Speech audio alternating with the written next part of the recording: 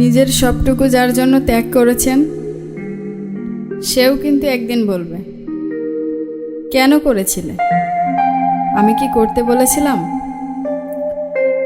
সমস্ত সমস্যায় তার পাশে থাকার পরেও একদিন শুনতে হবে, আমার সমস্যা আমি নিজেই মিটিয়ে নিতে পারতাম, তুমি না থাকলেও চলতো।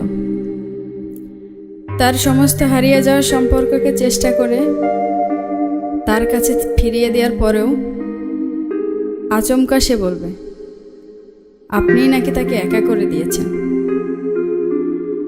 একটা দিন নিজের মতো করে চাইলেও ব্যস্ততার অজুহাত এসে দাঁড়াবে প্রাচীরের মতো। আসলে অনুভূতিগুলো উঠে গেলে রয়ে যায় শুধু যুক্তি আর তর্কের পাহাড়। তখন কথার পিঠে কথা ওঠে, কে ভুল কে ঠিক তার লড়াই চলে, কারণ সেই বিশেষ অনুভূতিগুলো তখন ঋতু। তাই যার জন্য সব চাচ্ছেন সেও একদিন বলবে স্বার্থপর। সেটা বুঝে নিজেই ত্যাগ করুন, কষ্ট কম পাবেন। কারণ আমরা মুখে যতই বলি এক্সপেকটেশন রাখি না,